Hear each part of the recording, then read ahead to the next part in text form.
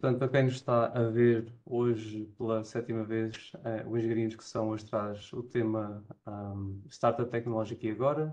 Damos as boas-vindas a quem nos esteja a ver e agradecemos a presença de todos aqui. O meu nome é Igor Matias, sou parte da comissão organizadora desta série de webinars e hoje connosco temos 4 membros do painel e uma moderadora de discussão que vou brevemente introduzir. Primeiramente, teremos uma intervenção da professora Goretti Marreiros, que é a professora coordenadora com agregação do Departamento de Engenharia Informática do Instituto Superior de Engenharia do Porto, ISEP. A professora Goretti desempenhou funções de perita na Fundação para a Ciência e Tecnologia, FCT, Agência Nacional de Inovação, entre outras entidades. Recebeu vários prémios internacionais, e a professora Goretti é ainda vice-presidente da Associação Portuguesa para a Inteligência Artificial. A segunda intervenção caberá ao professor Luís Oliveira, que é professor no Instituto Superior Técnico da Universidade de Lisboa. Tem estado envolvido em muitos projetos de investigação e transferência de tecnologia, patrocinados pela indústria, pela Fundação para a Ciência e Tecnologia e pela Comissão Europeia. De 2009 a 2019 foi vice-presidente do IST, Instituto Superior Técnico, para o empreendedorismo e relações empresariais. Entre outras iniciativas, criou o TT Ad Técnico, o Gabinete de Transferência de Tecnologia do IST. Desde 2020 é responsável pelo iStart Lab, o laboratório de inovação do IST.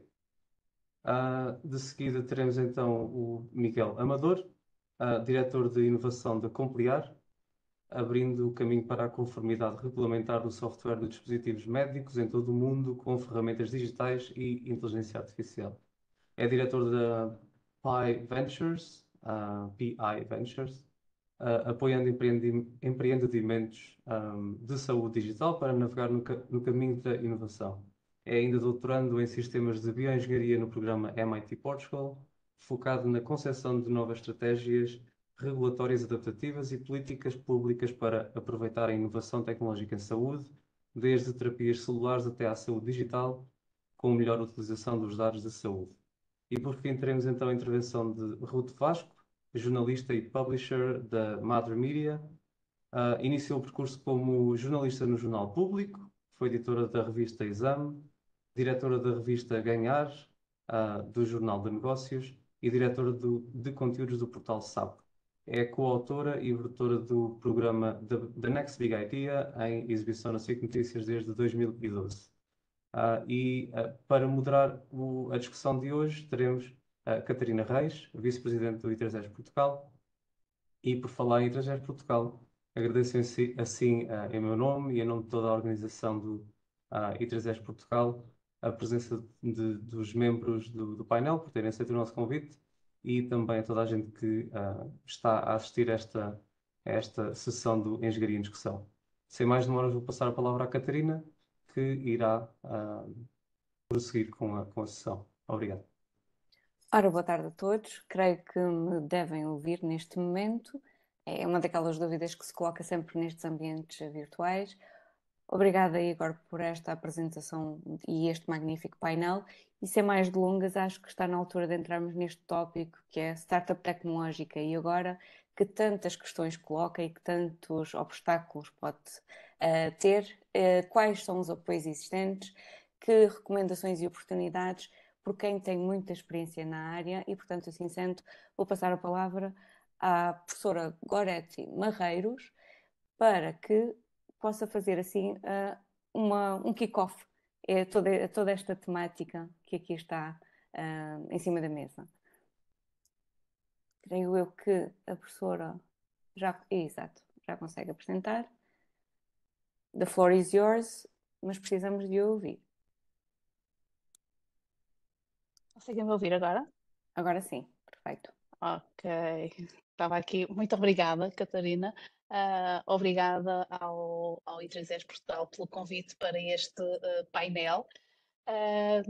Quando aceitei o convite, fiquei, ou melhor, antes de aceitar, refleti um pouco sobre qual poderia ser o meu contributo, não é? para este painel.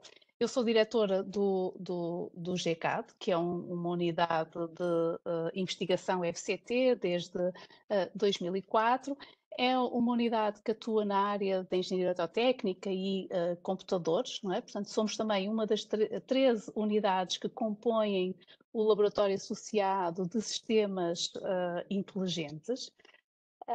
Dedicamos-nos, eu vou tentar cumprir os meus 5 minutos, portanto, dedicamos-nos ao desenvolvimento de modelos e soluções inteligentes que visam endereçar problemas do mundo real. Portanto, o que nós fazemos é incorporar inteligência em sistemas de engenharia e de computação.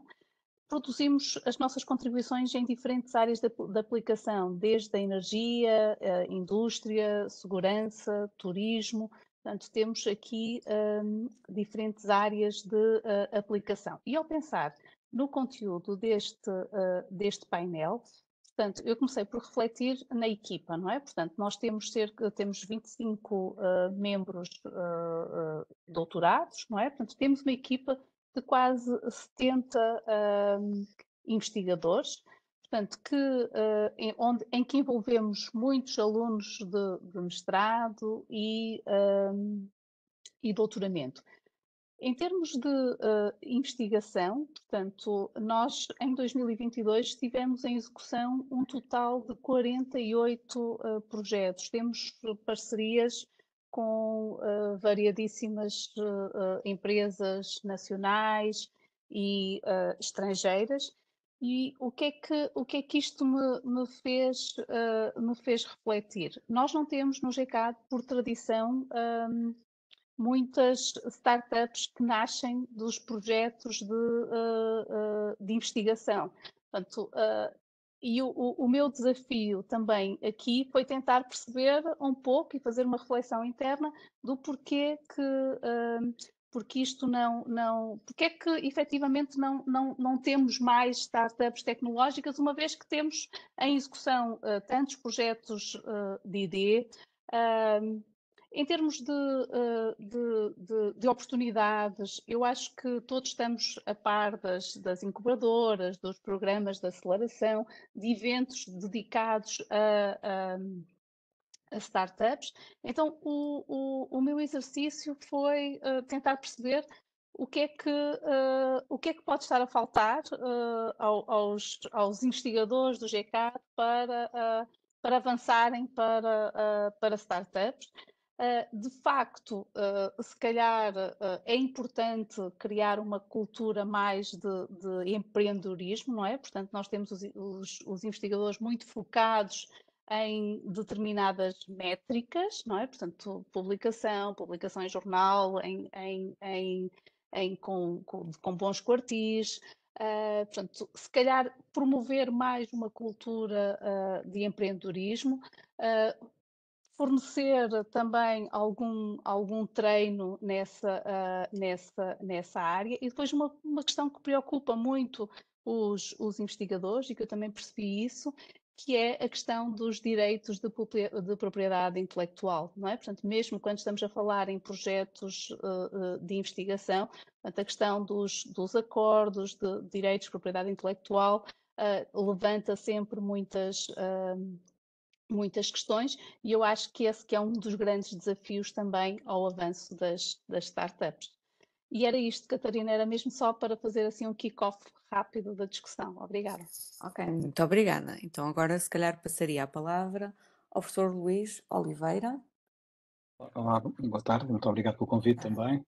É um prazer estar aqui a discutir este tema que eu claramente gosto bastante. Vou começar a minha apresentação, então vou falar um bocadinho sobre um aspecto geral mais daquilo na sequência da professora Goretti falou agora, das startups universitárias.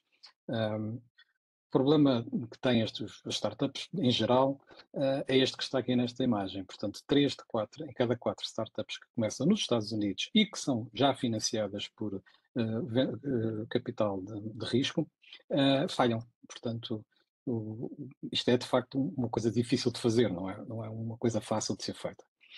E a questão é porquê, não é? Porquê que mesmo quando as pessoas, vimos agora as dificuldades de começar e porque é que não começam, e portanto todo o ambiente social que não favorece a criação de startups, mesmo assim quando elas se criam, falham. E aqui a ideia que toda a gente pensa é aquilo, não há recursos. Portanto, a ideia principal, falham por falta de recursos, o dinheiro acaba, esgota-se o dinheiro. E este estudo, que é um post-mortem de cerca de 100 startups, feito pela CB Insights, mostra que não é bem assim. De facto, a falta de investimento é apenas o caso do encerramento de 8 das 100 empresas que foram analisadas. Portanto, a falta de investimento não é aquela coisa mais importante que os investidores, que acontece, que faz com que as empresas não tenham sucesso. A razão principal é, estranhamente, a falta de necessidade do mercado do produto. Portanto, há mesmo investidores que conhecem muito bem muitas startups e que investem com muito cuidado o seu dinheiro, investem em produtos que o mercado não precisa. E isto é uma lição para toda a gente que quer começar a sua iniciativa empresarial. É preciso fazer muito trabalho antes de começar essa iniciativa. Há aqui uma ideia que não é apenas sempre criar o tal plano de negócios ou modelo de negócios, que as coisas funcionam, é preciso fazer muito mais outras coisas e é isso que torna a questão difícil. Eu estou envolvido aliás, o técnico e eu em particular estou na Task Force Innovation de uma organização chamada CISAR, que envolve 59 universidades técnicas espalhadas pela Europa, 2 em Portugal, a Universidade de Lisboa e do Porto, tanto o técnico e a Universidade do Porto, neste caso, em 28 países. E um dos temas que fizemos recentemente nesta Task Force Innovation foi precisamente tentar perceber, junto dos fundadores de startups académicas, não tanto vamos pedir aos fundadores de startups académicas que nos explicassem as dificuldades que sentiram para a criação das suas startups. E demos mais ou menos 4 aspectos em que eles deveriam focar-se. Um é o problema das pessoas, o problema do sistema universitário, que o sistema universitário é amigável ou favorável a essa criação, a questões da inovação, como é que a inovação é vista pelos fundadores de startups, e finalmente a importância dos ecossistemas. Portanto, eu vou ser muito rápido, vou só tirar em cada ponto, vou tirar pontos um tema importante. Relativamente às pessoas, eu fui buscar uma das frases de um dos empreendedores, que aprender a avaliar a oportunidade de mercado da investigação devia fazer parte da investigação do cientista. Portanto, um cientista avalia o seu conhecimento mais no ponto de vista, como viu agora, do ponto de vista do valor científico e menos do valor do mercado.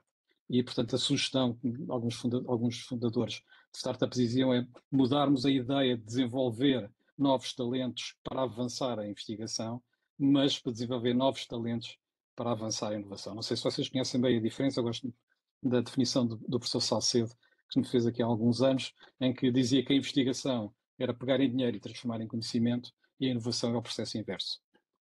E, portanto, de facto, é muito diferente fazer inovação do que fazer investigação. Relativamente ao sistema universitário, o problema que a professora agora tem falado agora é exatamente essa questão. A negociação dos direitos de propriedade intelectual para as startups é sempre uma dificuldade. A sugestão que é feita é evitar modelos padronizados. As universidades são muito boas a fazer modelos padronizados, mas que é muito difícil de se adequarem à situação específica das startups, e a negociação da propriedade intelectual tem que ser feita à medida e à característica de cada iniciativa empresarial que está a nascer. Finalmente, a inovação. Há aqui um aspecto muito importante que é aquele momento inicial, portanto, em que a pessoa decide, não, eu vou largar uma tentativa de uma carreira na área de investigação e vou começar uma iniciativa de negócio com base no meu conhecimento e naquilo que eu já desenvolvi em investigação, e ali um fato ali importante é que de repente fica fora de uma série de fundos que apoiam a investigação e que não estão disponíveis para apoiar a transferência do conhecimento. E, portanto, a existência de Proof of Concept Funding, financiamento para provas de conceito, é extremamente importante, está a começar a nascer, a Comissão Europeia já começa a financiar isto, mas é essencial. Nas universidades americanas isto é feito com fundos da própria universidade. Aliás, o Miguel Amador deve com certeza falar daquilo que foi feito na Universidade de Braga relativamente à criação de programas de financiamento de provas de conceito, que acho que devem ser um exemplo para as outras universidades do país. Finalmente, a importância do ecossistema. Portanto, nós não podemos ver a universidade nesta fase apenas como uma coisa isolada, e a ligação com a indústria é completamente essencial. é a indústria que tem os problemas que têm valor para o mercado e é preciso que o investigador tenha conhecimento desses problemas para, de alguma forma, arriscar-se a não fazer uma investigação ou desenvolver uma tentativa de uma ideia de negócio que não tem procura pelo mercado.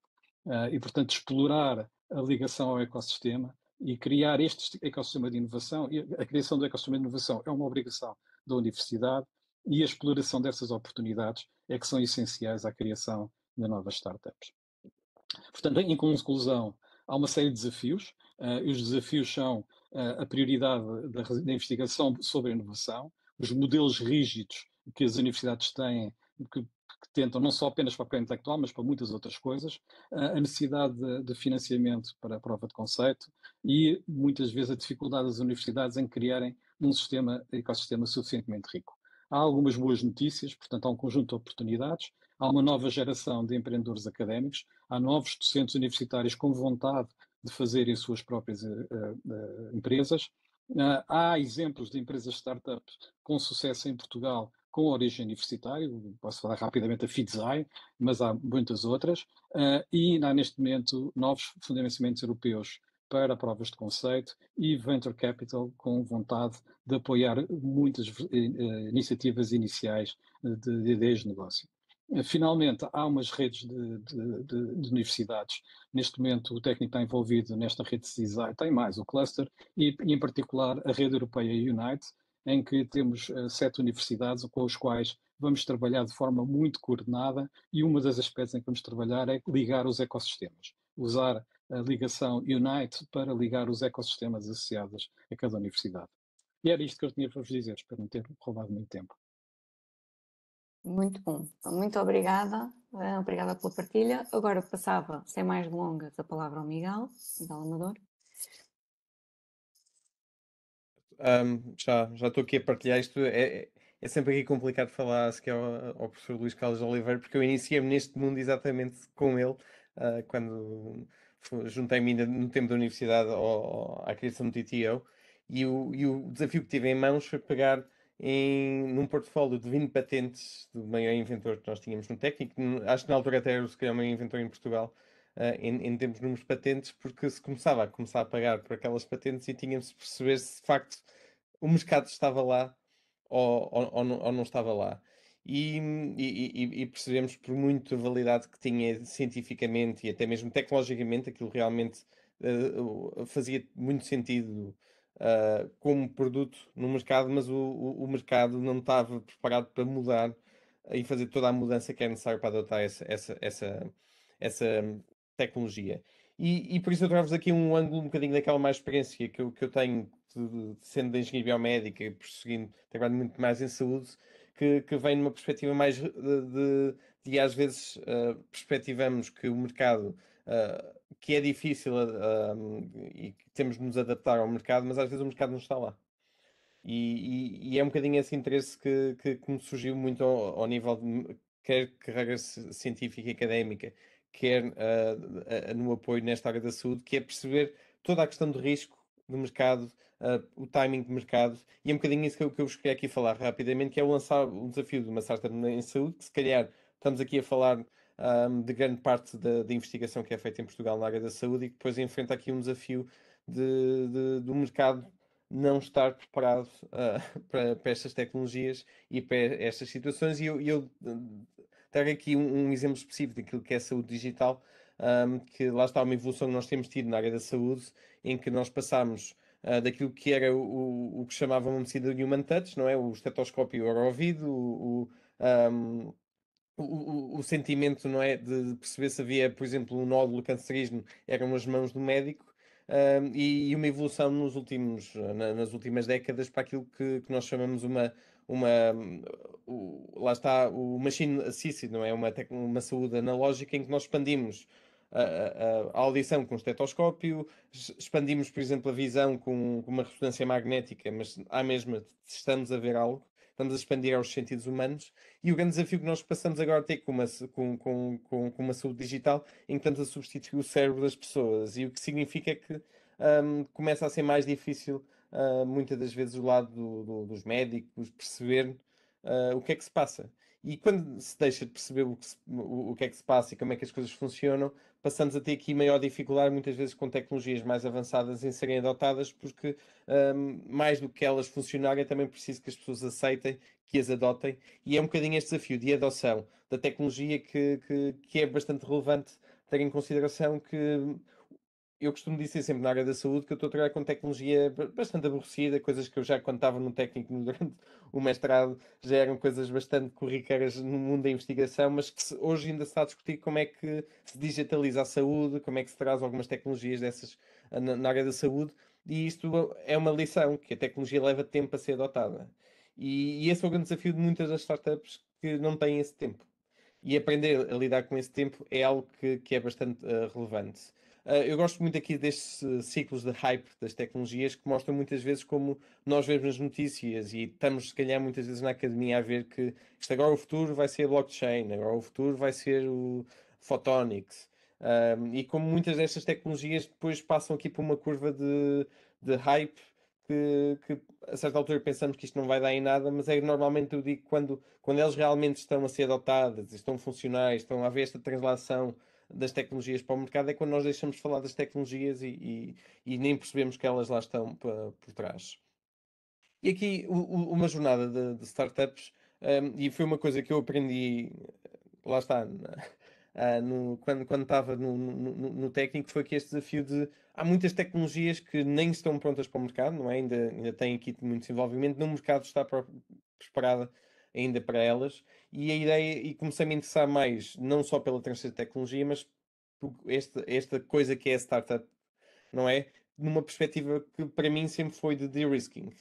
Aquilo são um grupo de pessoas, um grupo que está ali com o objetivo de fazer de-risking de uma tecnologia, perceber, lá está, quem é que vai ser o cliente, o que é que o cliente precisa, que alterações do produto é que são necessárias.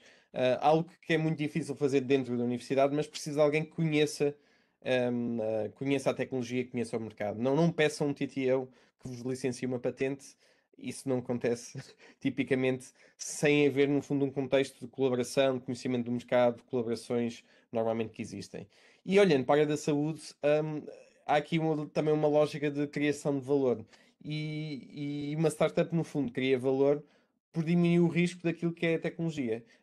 Fazer o primeiro protótipo, fazer os primeiros testes em seres humanos, estas validações, mesmo antes de chegar ao mercado, vão tirando o risco de muitos aspectos que são críticos para o sucesso de uma empresa e é isso que cria valor a um produto de saúde e isso que leva, por exemplo, que o medicamento às vezes seja vendido. Lá está, como a BioNTech que vendeu à Pfizer a sua tecnologia muito antes da vacina chegar ao mercado, mas todos estes passos são passos importantes naquilo que é um desenvolvimento de tecnologia e o processo de inovação é um processo de de-risking, no fundo, de mercado, de tecnologia, de aspectos regulatórios, que é algo que eu agora trabalho muito mais focado, mas no fundo, olhando para a saúde, conseguimos ver que não é só ir para o mercado e ter vendas e depois vender e ter uma exit, muitas das vezes é o processo intermédio que é importante de ir percorrendo. E aqui convém também perceber muitas das coisas que eu, quando saí do técnico, fui para a Startup Braga e vim aqui para o ecossistema de Braga, trabalhar, lá está, como levar as startups ao mercado, e o que acontece muitas das vezes é que a tecnologia não está preparada. E ainda se está aqui a tentar fazer investigação quando já se devia estar a desenvolver produto, ou ainda estamos naquela fase de facto de inovação em que as proof of concept são essenciais e esse financiamento tipicamente é público. Tentar levantar investimento em Portugal em fases muito iniciais não funciona, não é fácil, a não ser que se tenha algumas vezes tecnologias altamente disruptivas. E é este o papel de um público e privado, esta transição que nós muitas vezes em Portugal, com um país um bocadinho pobre, temos essa dificuldade e é um papel importante dos financiadores públicos, não é? Terem também estas proof of concepts que são fundamentais para fazer um de-risking de algo que ainda não está preparado para o mercado, ainda precisa de investigação, mas ainda não é cientificamente interessante para bolsas lá está, de investigação mais tradicionais. Lá está.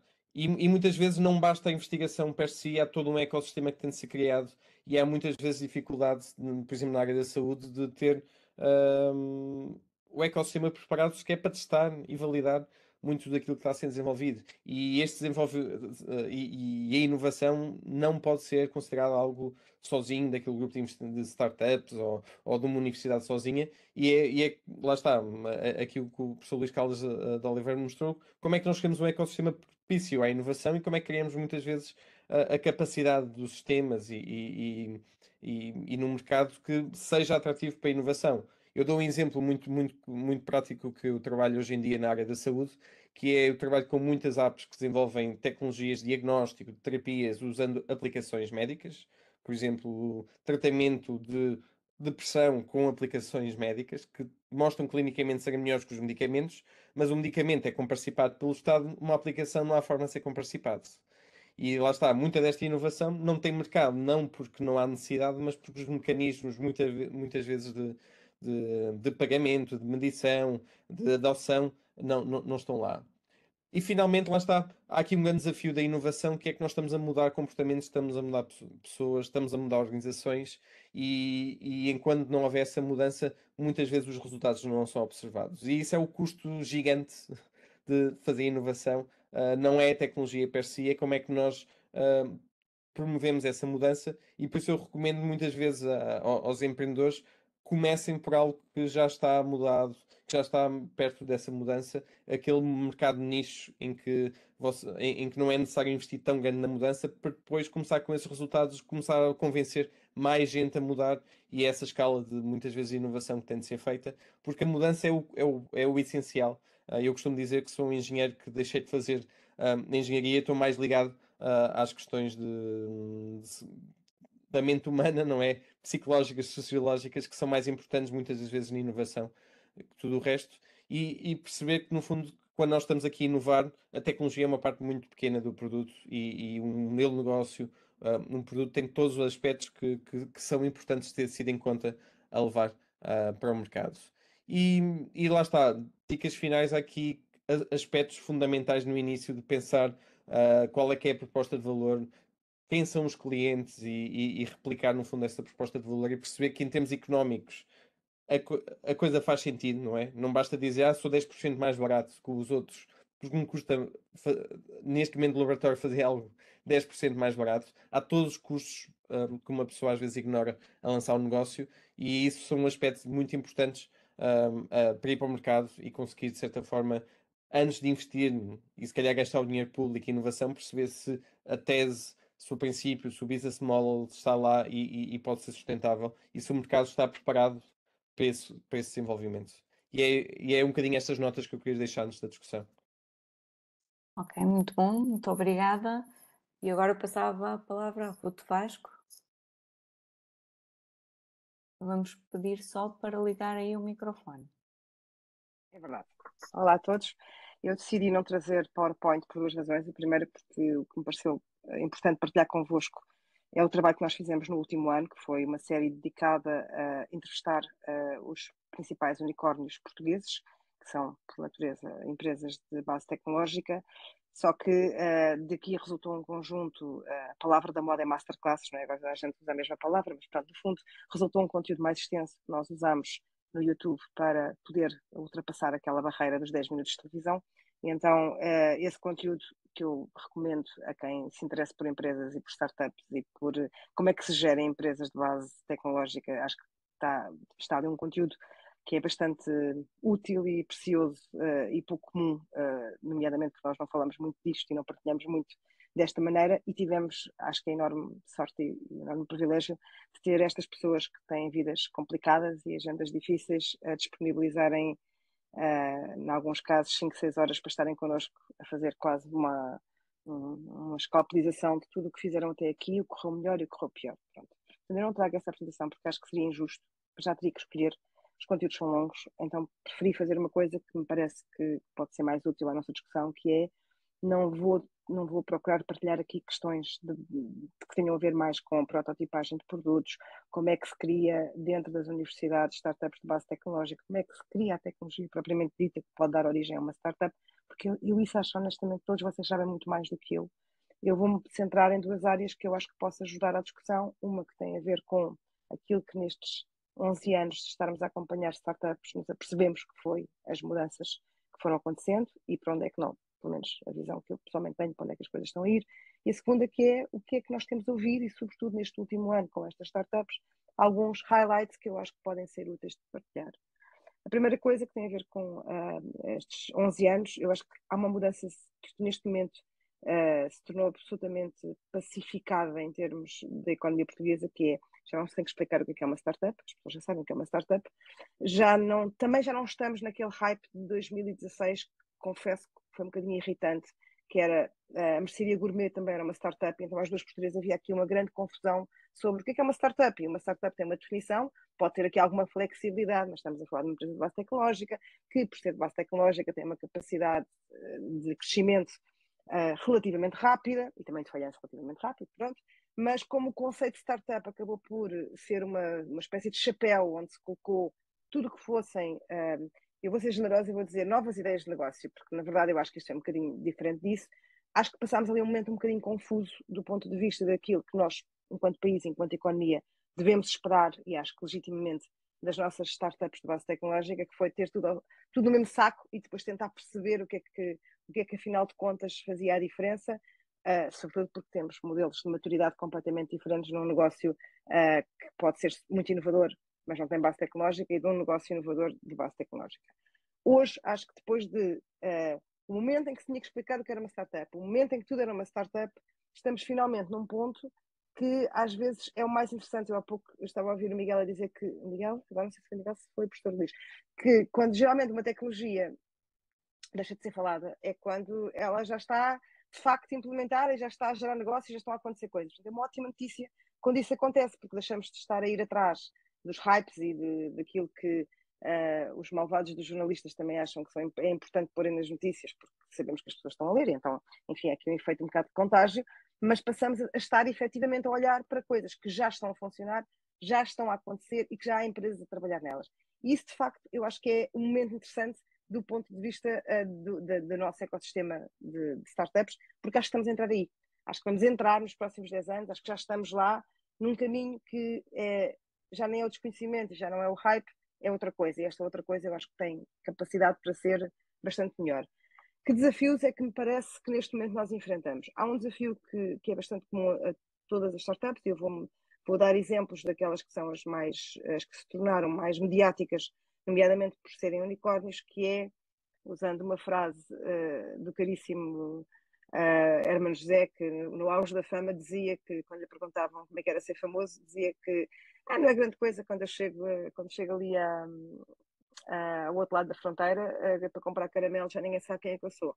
E eu acho que as startups portuguesas, ou com equipas portuguesas a geri-las e a pensar o produto, têm neste momento um desafio muito grande ao nível daquilo que é o seu posicionamento, a sua comunicação, o seu mapeamento internacional, que é nós conseguirmos ir para o Google e encontrar informação, notícias, o que quer que seja sobre elas, que ultrapasse os mídias portugueses e que ultrapasse os canais portugueses, porque nesses eu acho que o caminho está feito no sentido de ganhar um espaço, já são por direito parte do nosso ecossistema mediático, de comunicação, etc. Agora, o salto daqui para o mercado global, e mais uma vez, por natureza, são uma startup, têm como ambição olhar para o mercado global, acho que essa componente é importante, não porque seja daí que forçosamente está o sucesso do produto que estão a fazer ou do serviço que estão a fazer, mas porque na concorrência absolutamente insana que existe neste momento de milhares de startups atrás da mesma tecnologia, a componente de comunicação, a componente de marketing, a componente de posicionamento de uma startup é fundamental para se destacar neste ecossistema global que é cada vez e vai mais povoado. Pronto, este é um ponto. Depois, olhando um bocadinho e partindo aqui um bocadinho algumas coisas que são, como disse no início, apontamentos, porque não é possível ir a tudo. Nós falámos só para terem uma ideia, as conversas foram com o Diogo Mónica, da Anchorage, foram com a Cristina Fonseca, ex-Talkdesk, o Rui Bento, ex-Uber e fundador da Kits, o André Albuquerque, também da Kits e fundador da Uniplaces também, o Humberto Aires Pereira, da Rose, o Marcelo Lebre, da Remote, a Daniela Braga, da Defined, o Vasco Pedro, da Unbubble, o Gonçalo Gaiolas, enquanto VP da OutSystems, que entretanto saiu, mas quando falou connosco ainda estava na OutSystems, e o Miguel Santamarco, que esteve na Uniplaces e agora na Coverflex. O que é que foi muito curioso com todas as conversas? Um dado que é comum a todos tem a ver com o facto de há 10 anos, e todos eles já estão a fazer coisas há algum tempo, todos eles acham que era mais fácil. Porquê é que acham que hoje é mais difícil? Porque há 10 anos o impacto da tecnologia era maior e o fator surpresa também era maior, ou seja, era mais fácil chegar a um mercado e endereçar um conjunto de clientes e ter o fator surpresa da tecnologia. A Cristina diz uma coisa, a Cristina Fonseca diz uma coisa com muita graça, que é, como ela, entretanto, hoje em dia é investidora e também já fez outra startup, tudo aquilo que ela fez quase empiricamente na Talkdesk, nomeadamente estar ela atrás no telefone a responder a clientes, hoje em dia era provavelmente pouco bem sucedido. Ou seja, a concorrência que existe a nível global tem uma estrutura já do ponto de vista de gestão, mesmo em equipas mais pequenas, que já acautelam um conjunto de áreas-chave, nomeadamente no que tem a ver com vendas, no que tem a ver com o contacto com o cliente, no que tem a ver com o marketing, que eram temas que há 10 anos eram muito literalmente banda de garagem, ou seja, era muito possível 2, 3 pessoas juntas conseguirem, obviamente com talento e com um bom produto e com muita vontade, mas era possível não interessar o mercado e conseguir crescer com essa premissa de que nós vamos, durante se calhar 1 ano, 2 anos, ter uma estrutura muito enxuta e vamos estar a fazer de tudo, mas vamos lá chegar. A história, de certa maneira, do Vasco Pedro e da Unbubble é muito semelhante também. Eles, os 5, eles, os 4, depois a Sofia saiu, muito empenhados e muito a repartir entre si todas as tarefas. Hoje a profissionalização das startups é maior, o que significa que, em muitos casos, quem não tenha capacidade de ter desde o início um pensamento estruturado na área de vendas, na área de marketing, com equipas dedicadas, tem uma probabilidade maior de falhar do que tinha há 10 anos. Ou se calhar vou dizer ao contrário. Há 10 anos tinha uma probabilidade maior de acertar sem ter essa estrutura do que acontece hoje. E eu acho que este é, de facto, um ponto muito válido, porque todos eles o interessaram.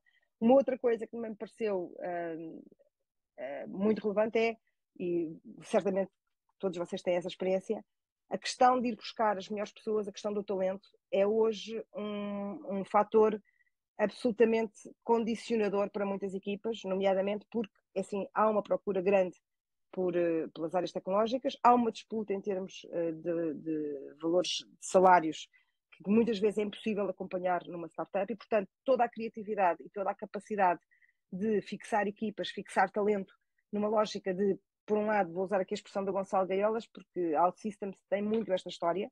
Aliás, o Gonçalo dizia uma coisa com muita graça, que é que uma das coisas que a OutSystems fez bem foi não ter ideias parvas. Isto parece uma coisa muito básica, mas o que é que ele queria dizer com não ter ideias parvas? Eles demoraram 17 anos até ser um unicórnio.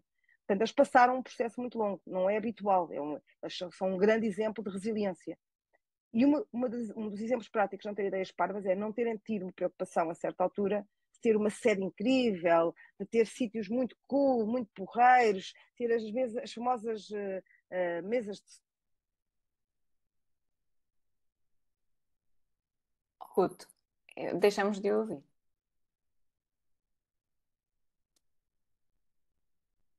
Não consigo. E agora? Agora Mudou? sim. Agora sim. Eu acho que é a minha internet que anda aqui a viajar entre 2 sítios e às vezes isto também não funciona bem. Não, mas se calhar toquei e não reparei. Bom, continuando, eu acho que perdi aqui um bocadinho. Estava a falar de Gonçalo Gaiolas, as ideias parvas, e um dos exemplos que ele dava era: se nós ainda não temos mercado, se nós ainda estamos a disputar clientes, se nós ainda não temos a certeza se vamos conseguir fazer o que queremos, mesmo que já tenhamos aqui algum tempo de mercado e já temos alguma faturação relevante, nós não vamos gastar dinheiro em ter uma série incrível, nós não vamos gastar dinheiro em fazer festas incríveis. Nós vamos gastar dinheiro em dar condições às pessoas que as façam acreditar no projeto e as façam acreditar connosco. Estas condições não é só dinheiro, atenção, não é só ordenados, não tem só a ver com isso.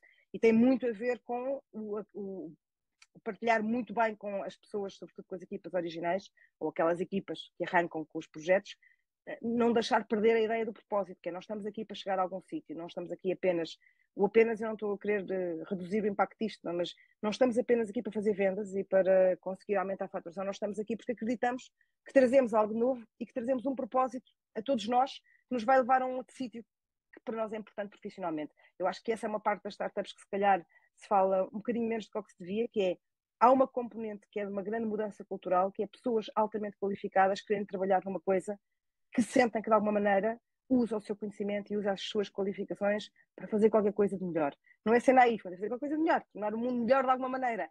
E conseguir que as pessoas não percam esse espírito ao longo de um caminho que em tantas vezes é espinhoso, é um trabalho, per si, super exigente. Quem gasta dinheiro em coisas, se calhar, menos relevantes, se calhar a prazo acaba por ter um tema, pronto, aqui era um bocadinho o fecho do raciocínio do Gonçalo, que era, às duas, portanto, acaba por ter mercenários, pessoas que é just for the fun. E essa troca de equipas com propósito por equipas, quando dizemos mercenários, mais uma vez, não é só dinheiro, esta empresa é muito porreira, acontecem coisas muito fixas, é tudo incrível. Que é importante, atenção, há claramente geracionalmente uma mudança, mas se for isso, a certa altura vai falhar o que é importante não falhe, que é o compromisso que as pessoas têm em chegar a um conjunto de metas, a uma primeira meta, a uma segunda meta, a uma terceira meta, portanto, por aí. Depois, e desculpem se calhar já estou a passar aqui o tempo, mas também gostava de partilhar convosco duas coisas que me pareceram muito interessantes destas conversas. Uma que tem a ver com uma coisa que também o professor Luís já disse e que, na prática, este é um belíssimo exemplo. A Kits, quando entrou no mercado, entrou exatamente no dia antes de nós ficarmos fechados em casa na pandemia.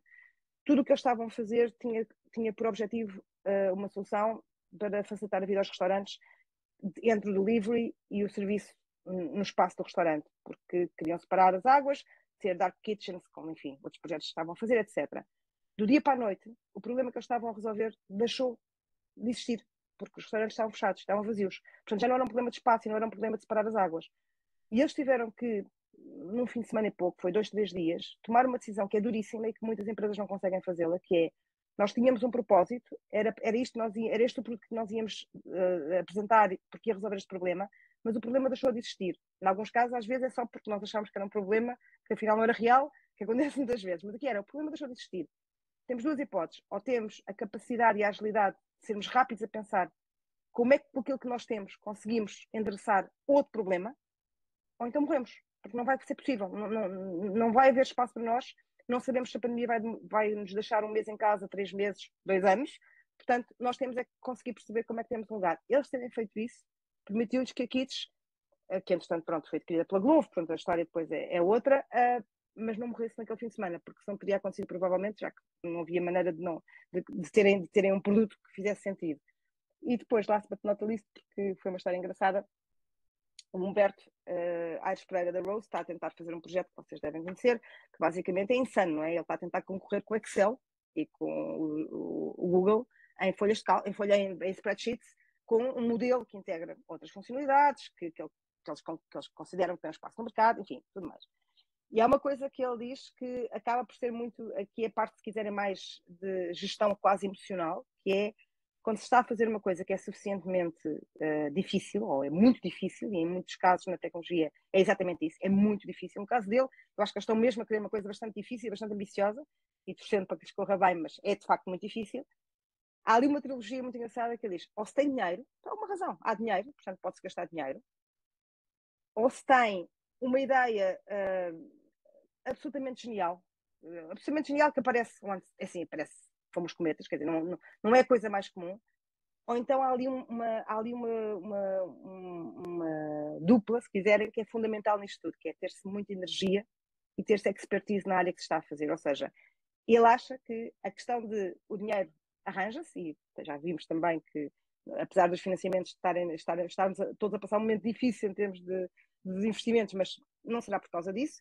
Agora, a questão de conseguir encontrar uma equipa que tenha experiência numa determinada área, experiência que significa, muitas vezes, por exemplo, no caso deles, eles tinham experiência como utilizadores. E, portanto, eles tinham identificado uma série de coisas que achavam que não funcionava e que podiam fazer melhor. E ter uma extra dose de energia para conseguir garantir que vão compensar naquilo que, pelo menos nos primeiros tempos, não será possível acontecer, que é ter imenso dinheiro e terem a tal ideia única que toda a gente acha indiscutível e que só nos filmes, não é? Que é aquele momento de revelação que dizem, como é que ninguém pensou nisto? Não é a coisa mais comum, não é a coisa mais expectável, portanto é bom olhar para o caminho do meio. O caminho do meio tem muito mais a ver com estas duas circunstâncias que ele descreveu, e fala uma pessoa, no caso dele, que passou 2 meses ao telefone a levar 100 vezes não de investidores, e pronto, um bocadinho como Fica sempre bem citar o Churchill, mas o sucesso é mesmo ir de fracasso em fracasso sem desistir. Portanto, é um bocadinho a história também que eles têm contado e neste momento está a correr bem. Pronto. E agora vou-me calar, porque acho que já devo ter o tempo gasto e temos um debate para fazer ainda. Ok, muito bom também. Muito obrigada e muito obrigada a todos. E eu agora ia abrir o painel para discussão, para debate de todas estas ideias e de toda esta concentração nítida que foi feita nas vossas apresentações, porque havia muito mais para dizer, senti isso em todos vocês. E, obviamente, lanço aqui também o desafio a todos aqueles que nos estão a ouvir e a ver para colocarem as suas questões também. Portanto, sintam-se à vontade de nos fazer chegar as questões. Eu tinha aqui uma primeira questão para vos fazer e que vai de encontro a muitas das coisas que referiram e referiram todos. A primeira tem a ver com um investigador, na sua gênese, é um ser apaixonado pelo seu objeto de estudo. E, portanto, uma das questões que se levanta logo é que esse objeto de estudo é, sem dúvida, o mais bonito do mundo e o mais necessário para aquilo que é aquilo que o investigador está a fazer naquele momento.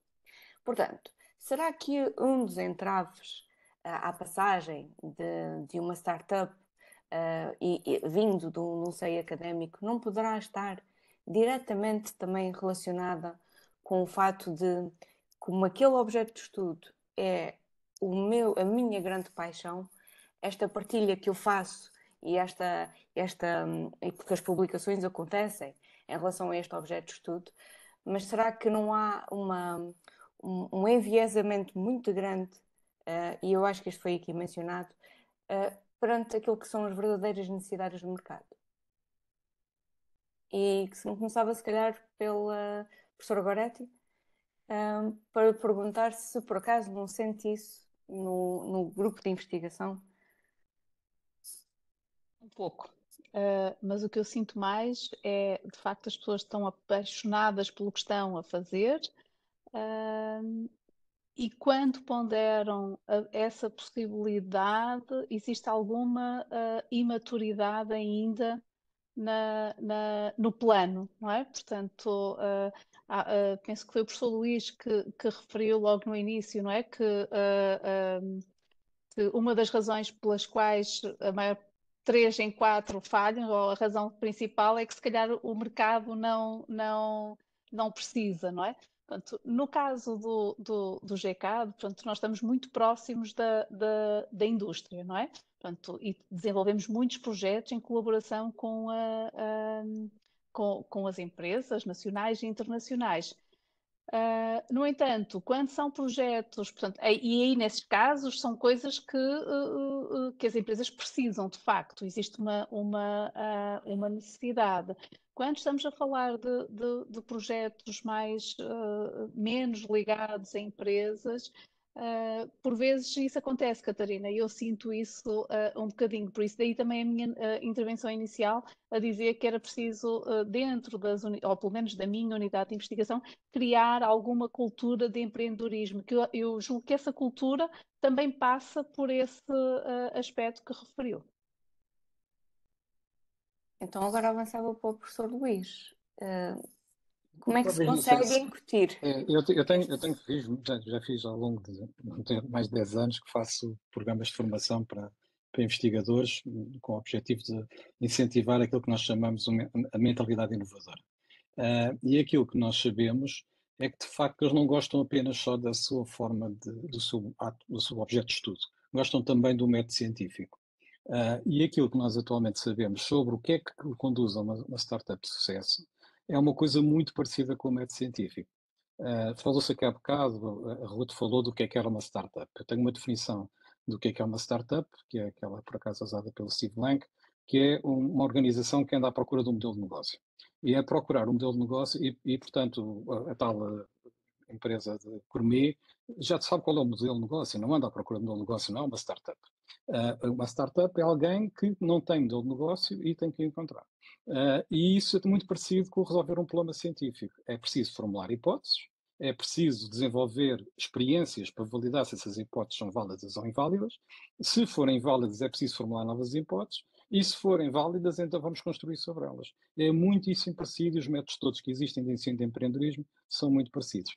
Aquilo que falta muitas vezes é alguns aspectos que têm a ver com a mentalidade, a inovação que eu estava a falar há pouco, e que são basicamente 6 aspectos. Um é a confiança, eu tenho que ter confiança nos outros, eu tenho que ter resiliência, eu tenho que ser capaz, mas não a todo o custo, tenho que perceber que aquilo não é uma coisa que eu vou ter resultados amanhã, eu tenho que saber lidar com a diversidade, tenho que acreditar em mim mesmo, não posso ser perfeccionista. Perfeccionista, este é um dos grandes problemas dos investigadores, é que ao tentarem ser perfeccionistas, good is good enough para empreendedorismo, e tem que saber colaborar muito bem. Portanto, algumas destas características os investigadores já têm, outras nós temos que fazer desenvolver. E é este grande desafio desta transformação.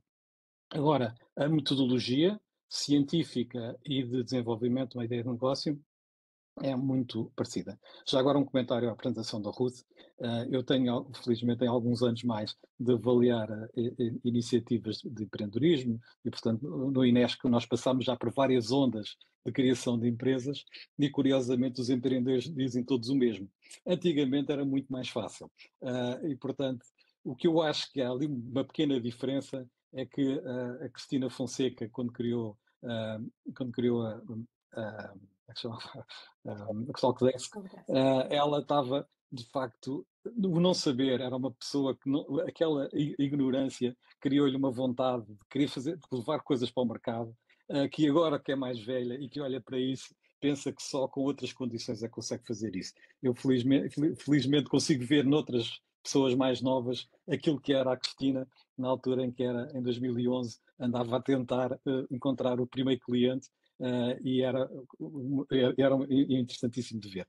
Portanto, eu acho que às vezes também os próprios empreendedores têm que ser interpretados com um bocadinho de sal, porque estas ideias de que nós somos os únicos, aquela ideia do crescimento exponencial, o Arlindo tem um gráfico muito giro, é que se a gente mudar a exponencial, a escala do tempo, é sempre igual. Portanto, nós deixamos sempre nós estamos sempre na zona da exponencial que mais cresce, mas se mudarmos a escala do eixo do X, a exponencial é exatamente igual e a pessoa mais à frente vai estar exatamente num ponto igual àquele que nós estamos. E, portanto, há sempre esta ideia de que o nosso caso é diferente e na prática há aqui muitas coisas que se repetem. Desculpem lá ter demorado mais. Não, eu Não. queria adicionar, porque lá está, eu mudei daquilo que era acompanhar o que era feito dentro das universidades para começar a apanhar os que saíam das universidades já um bocadinho fora da zona de conforto. E é muito interessante o que o professor Luís Caldas disse é impressionante como é que os cientistas esquecem-se de aplicar o método científico quando vão para o mercado. Ou seja, parece que são profissionais e especialistas a aplicar o método científico quando estão a fazer investigação, mas depois, quando vão nas componentes do mercado, hum, lá está, falta isso. E muitas vezes, se calhar, estamos aqui porque estamos a falar de domínios muito diferentes, porque passamos de um domínio do objetivo, do quantificável, do matemático, muitas das vezes, para um domínio muito mais do pessoal, do fazer entrevistas, do ler o que as pessoas dizem, de perceber as dinâmicas de uma empresa e não simplesmente se a tecnologia encaixa num avião ou não, mas se o CEO daquela companhia aérea está interessado em investir naquilo ou não. Que pode ser aplicado um método científico, mas se calhar é um método que exige algum tipo de se calhar, perfil e às vezes o ponto da ingenuidade, eu hoje às vezes eu sinto muita dificuldade de criar uma empresa na base tecnológica porque sei demasiado. Sei que aquilo é tão difícil que porque é que eu me vou meter naquilo? E às vezes é preciso ser ingênuo para ignorar um bocadinho dos desafios e arriscar. Mas eu estou a dizer, eu queria chegar aqui ao ponto que as dinâmicas das equipas é aquilo que às vezes é mais importante. Como é que se junta? Não é o investigador que vai ser o melhor CEO da empresa. E falta-nos muito, às vezes, essa cultura de trazer para dentro dos grupos de investigação e das universidades os tais. Os tais CEOs, não é que a Ruth se calhar teve a entrevistar muitos deles que não vieram da academia, não é? Não eram investigadores, não estavam ali não é? Uma Cristina Fonseca, não vamos falar que é uma spin-off daquela lógica que fez investigação no técnico, criou uma empresa com base em investigação no técnico. E esses empreendedores, às vezes, juntá-los com aqueles que têm tecnologia é aquilo que às vezes é importante, porque é preciso alguém que saiba vender, sonhar, imaginar o mundo e depois alguém que consiga executar, consiga meter o travão, às vezes internamente, ok, nós só conseguimos fazer isto, mas também é preciso alguém que sonhe e mude e tente encontrar, às vezes, para aquela tecnologia, alternativas e soluções no mercado, que o investigador muitas vezes está preso naquilo que sempre estudou, sempre investigou, e não consegue ver aplicações daquela tecnologia noutras áreas que o mercado está a pedir. E isso muitas vezes passa por outras pessoas, outras dinâmicas de equipa, e esta cria a equipa, então, uma ciência que ainda não é muito fácil, não é ecossistema ainda tão recente em Portugal, em que temos poucos serial entrepreneurs, principalmente fora das áreas digitais, não é? Nas áreas digitais já começamos a ver, não é? Aqui o ex-Uber, o ex-Talkdesk, que cria o ex-Uniplaces, que cria a próxima empresa, ainda nos falta se calhar aquela experiência do ex-Biotech, do ex-Nanotech, do ex-Aerospace, que depois consegue voltar às universidades, consegue chegar aos grupos de investigação e catapultar muitas vezes a boa ciência e boas tecnologias que lá estão para novamente recriar esta dinâmica de mercado que não é que é difícil para quem está tão centrado na tecnologia. E esta diversidade, não é? O professor Luís Caldas de Oliveira mencionou bem é que esta diversidade é um segredo da inovação. Ruth, passava-lhe a palavra. Sim, queria se calhar juntar aqui 2 pontos, um em relação ainda um bocadinho memory lane. Eu acho que há uma melhoria clara quando, assim, nós estamos presentes em muitos concursos de empreendedorismo. Eu pessoalmente já tive em variedíssimos júris, e uma das coisas que eu acho que melhorou imenso tem a ver com a preparação, ou seja, a preparação, isto por causa respondendo à questão de quem vem com uma ideia vem muito apegado a essa ideia. E sim, pode ser um problema, mas também se não começar assim, eu tendo a duvidar mais. Ou seja, há uma fase que será provavelmente a seguir, em que é preciso confrontar essa ideia com o que nos estão a dizer no mercado, o que estão-nos a dizer os clientes, é tudo certo. Mas se não se começa por acreditar profundamente numa coisa, também não me parece que seja. Eu pessoalmente não acho que seja o caminho que augura melhor desfecho. Mas uma diferença grande era há ali uma série de anos em que as pessoas iam, assim, alunos universitários, também acho que assim, é diferente a maturidade quando se está a fazer projetos a um nível de quem está a fazer investigação, quem já está a fazer doutoramento, e projetos que são necessários por outras razões a níveis de licenciatura, e claramente estamos a apelar a outro tipo de projetos, a outro tipo também de soluções. Às vezes há surpresas, mas enfim, são maturidades diferentes. Mas havia uma coisa que acontecia muito há uns anos e que eu acho que hoje acontece bastante menos, que é apesar de eu ter alguma resistência à parametrização das apresentações, que é, estamos todos a responder ao mesmo, disseram-nos que o pitch é assim, então nós vamos para lá e dizemos todos a mesma coisa. Eu, pessoalmente, também, pronto, façam-me essa indulgência, venho da área da comunicação e, portanto, esta parte para mim é importante. Acho que muitas vezes o fator, o impacto que um fundador, um investigador, um empreendedor tem pela capacidade de contar uma história diferente é muito superior a estar a responder ao by the book. Disseram-me que o pitch é feito assim, eu vou responder estas coisas todas da maneira como me disseram que tem que ser feito. Obviamente que eu tenho que responder a certas coisas e obviamente que não as responder nos 5 minutos que tenha para apresentar, seja num concurso, seja um investidor, alguma coisa vai correr mal, mas acho que todos nós sabemos que o mundo está cheio de histórias de pessoas com uma narrativa completamente distinta, em que, claramente, por terem conseguido explicar essa história de outra maneira, ganharam o seu espaço também. Mas, como aqui a fugir ao tema, que é, havia menos preparação, no sentido de, quase que em vários concursos, sentia que as pessoas ficavam, a expressão não é se calhar mais feliz, mas havia ali um incómodo quando alguém no júri dizia: mas já confrontaste isto com esta e esta solução, olha que é parecida, ou mas já reparaste que no mercado já há isto e aquilo.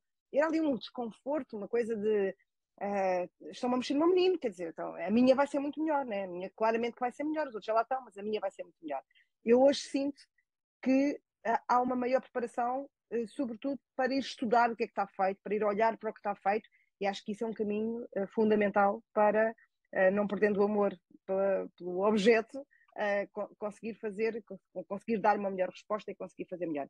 A outra parte tem a ver com um tema que há pouco já falei, e que eu acho mesmo que é uma questão que em Portugal, até pelas oportunidades que nós podemos ter, devíamos olhar com outra atenção, que As aceleradoras, os hackathons, os projetos de fusão que juntam universidades com empresas estão muito focados, na maior parte dos casos, no produto, na prototipagem, na tecnologia. Estão pouquíssimo focados em formar pessoas na área de vendas e na área de vendas e de marketing para tecnologia, para soluções de base tecnológica. E quando digo tecnológica, não pensemos só no digital, pensemos em tudo, porque eu concordo, o digital é o mais explorado, há tudo o resto. E nós precisamos urgentemente de ter pessoas nestas áreas que sejam muito boas e que estejam disponíveis no mercado português para várias dimensões e para várias etapas de empresas. Porque o que acontece é que quando há investimentos grandes, se forem ver, a maior parte das vezes o investidor acaba por sugerir pessoas, zero contra irmos buscar pessoas que venham de outros sítios, porque isso nos ajuda e porque é suposto, é assim, no fim do dia é suposto, são empresas globais, mas muito a favor de nós termos mais expertise em Portugal nestas equipas, porque temos há pouca formação nesta área, há pouca aposta nesta área e ajuda muito numa fase inicial a conseguir constituir equipas mais capazes de dar resposta, sobretudo às primeiras etapas das startups. Sim, só puder dar aqui uma nota a este ponto que a Ruth levantou. Lá está, eu quando estava aqui a falar dos serial entrepreneurs, às vezes esquecemos também os serial startuppers, ou malta que já vendeu em empresas de base tecnológica, que já fez muito daquilo que é montar uma empresa em cima da tecnologia e temos às vezes pouca essa experiência. Eu dou aqui, lá está, sempre puxar um bocadinho a brasa à minha sardinha, que é aquilo que eu conheço melhor do mercado de saúde digital, com aplicações que são dispositivos médicos, software. Eu tenho mapeado em Portugal cerca de 60 empresas que estão no mercado ou a entrar no mercado. E tenho mapeado 26 pessoas que têm experiência nisso no mercado, porque nós tentámos contratar para a nossa empresa. Ou seja, temos 60 empresas dos quais não têm pessoas com experiência naquilo que é parte regulatória, levar um dispositivo médico para o mercado. A tecnologia pode falhar, o algoritmo pode não funcionar, o mercado até pode não adotar, mas temos um risco adicional nas nossas empresas que é pessoas que não sabem fazer aquilo que estão a fazer e que é o básico da indústria, não é? O vender, o certificar, o fazer parte do desenvolvimento de engenharia que até são componentes mais, lá está, que vêm da experiência de já ter feito noutros sítios e esse know-how é algo fundamental e um projeto, como é que nós vamos buscar esse talento? Se não houver em Portugal, como é que crescemos com esse talento lá fora? É o que nós vemos na maior parte dos nossos unicórnios que rapidamente se inundam de americanos lá para VP of Sales e VP of Marketing e etc. Porque lá está, o investidor não quer que a gente esteja a arriscar em algo que outros sabem fazer e já fizeram e vamos deixar minimizar o risco, não é? Como eu disse, uma startup é aqui um mecanismo de minimizar risco na procura tal do modelo de negócio funcional e da escala. Ok, não sei se mais alguém quer complementar, porque eu ia passar a um outro tópico na sequência daquilo que a Ruth acabou por mencionar, mas que também faz parte de tudo aquilo que já disseram aqui no painel e que tem a ver com o seguinte: financiamento. Ele é preciso. A sensação que eu tenho quando faço uma pesquisa é que há tantas fontes de financiamento, há tantos concursos.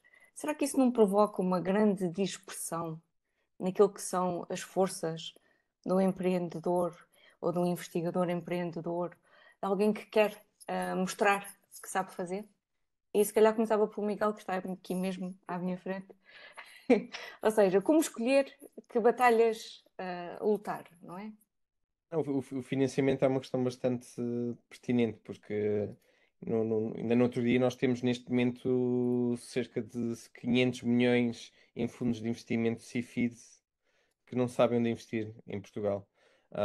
Ou seja, só para dizer aqui num contexto português que nunca tivemos tanto dinheiro disponível, discutindo se é smart money, se não é. Temos a União Europeia a financiar com grants muitos projetos com 2 milhões ou mais e afins. E a questão é se os mecanismos de financiamento que existem estão adaptados à maturidade de muitos dos projetos que nós temos. E em geral, no mundo de VCs, o que se comenta é que em Portugal não há bons projetos. Eu lembro de falar com o Portugal Ventures e ele dizer: olha, apresentem-me um bom projeto e eu invisto. E a questão é o que é um bom projeto. E às vezes que é aqui um bocadinho o desafio o passar de uma boa ideia para algo que seja investível. E se nós não estamos às vezes muito presos ou não vamos fazer nada enquanto não tivermos investimento, e com isso não criamos os ingredientes certos para levantar investimento. Eu outro dia falei com um grupo, com uma startup que estava à procura de investidores e são um grupo de investigadores, estão no seu centro de investigação, estão lá no Bom Mundo e eu fui jantar com eles e disse, olha, é assim, tu nunca vais ganhar um salário tão bom como estás a ganhar aqui e tu tens de despedir, tens de saltar. Um investidor não quer que tu estejas a fazer isto em part-time, não podes ser investigador em part-time e depois estás ali a dar um braçozinho na empresa. É isso, se calhar, tu nunca vais conseguir levantar dinheiro enquanto tu tiveres o projeto nesses moldes. Mas ao mesmo tempo, isto é o chicken and the egg, que é, ele também se calhar não se vai despedir enquanto não tiver condições de financiamento. E às vezes é aí que muitos projetos ficam ali bloqueados, que é as equipas não estão all-in e o investidor não vai meter dinheiro num sítio que não esteja all-in. E por isso surge aqui muitos dos projetos, principalmente mais de base tecnológica, deep tech, que vão dependendo muito de grants, de financiamentos mais públicos para ir avançando. Mas mesmo assim, este salto às vezes é o que falta, porque quando se faz esse salto e o projeto é bom, o dinheiro está lá. Eu sinceramente tive sempre muitas dificuldades em ver projetos que ia acompanhando na aceleradora em que estava, dizer, olha, eu investia nestes tipos. Se eu tivesse, se eu tivesse o dinheiro, teria investido neles. Eu próprio achava que, lá está, estou aqui a apoiar, é o meu papel de ecossistema, mas não sentia que o projeto estaria pronto para receber investimento. Por isso não é falta de financiamento, não é falta de dinheiro.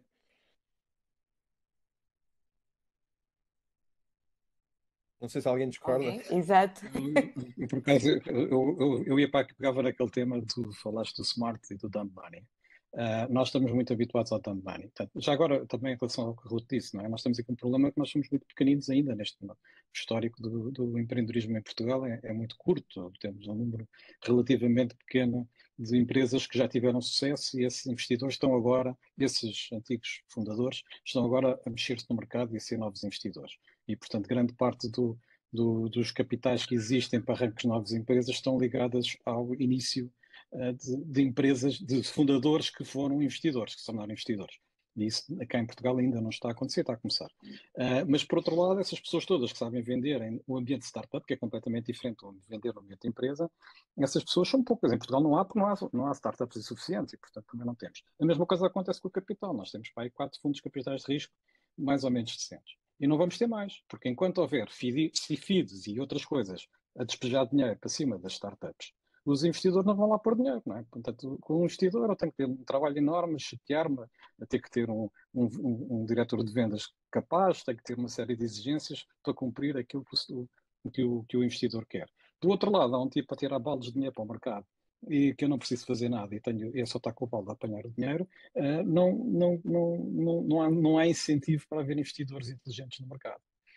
E, portanto, se eu tiver uma ideia que não é nada de especial e consigo apanhar este dinheiro, pronto, acontece. Eu, por exemplo, tenho séries, sempre fui muito crítico do Portugal Ventures e de outras iniciativas desse tipo, porque, ok, aquilo corre mal, quem é que fica com a cabeça no seco? Ninguém, não é? Portanto, é um investidor um VC, não é? Que investe mal, não consegue levantar outro fundo. Se não der rendimento aos financiadores que lhe dão dinheiro para ele investir, ele não recebe outro fundo. O Portugal Ventures investe mal, os cidadãos continuam a pagar impostos. Portanto, não vai acontecer nada nesse domínio.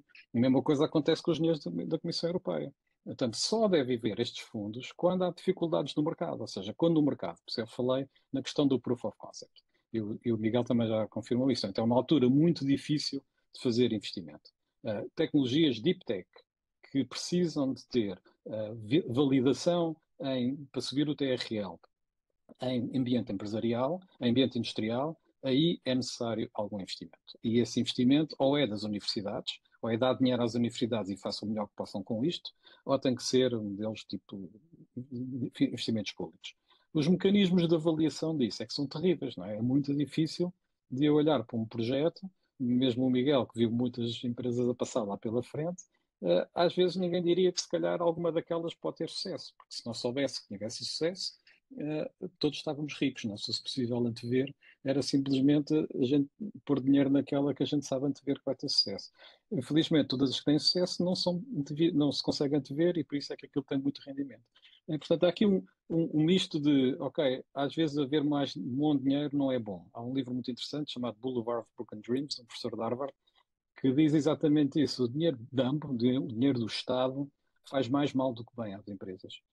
E, portanto, às vezes é preferível haver smart money, que é pouquinho e tem que ser bem gerido, do que haver dumb money. E se nós formos ver e falarmos com os nossos investidores, especialmente aqueles que estão há muito tempo no mercado, os venture capitals, eles dizem que quando comparam os investimentos que fizeram naqueles que são atualmente os nossos considerados unicórnios, o que é que isso quer dizer, que eu não sei, não é uma coisa também que gosto, um termo que eu gosto muito, mas eles dizem que para chegar àquele nível de vendas, o investimento necessário é muito inferior do que noutros mercados da Europa e dos Estados Unidos. Portanto, qualquer empresa, para conseguir ter um nível de vendas de uma Fidesai, tinha que ter queimado, torrado muito mais dinheiro do investidor até chegar àquele nível. Portanto, isto aconteceu com a OutSystems, aconteceu com o Fidesai. Portanto, muitas empresas conseguiram atingir níveis de venda muito elevados sem muito dinheiro do investidor. E isso é um mérito dos fundadores, não é? Portanto, não é aquela coisa que estávamos a falar, conseguiram fazer gato-sapato dos recursos que tinham ao seu dispor e conseguiram criar vendas no sítio onde não se teria à espera que tivessem. E, portanto, às vezes o dinheiro pode ser mais há um episódio do Silicon Valley que é exatamente isso, um tipo que está no bar, muito triste, porque tinha aceito o dinheiro todo que os investidores lhe tinham dado, e alguém lhe perguntou porquê é que aceitou. Portanto, não conseguia dar retorno ao investimento. E ele porque é que aceitou? Ele ficou muito espantado que eu podia não aceitar o dinheiro dos investidores. Podia. Eu não tinha pensado nisso. Pronto, é só isso. Posso só acrescentar uma nota? Acho que uma das coisas também que provavelmente nos próximos anos nós veremos mais, e é bom sinal, é que até aqui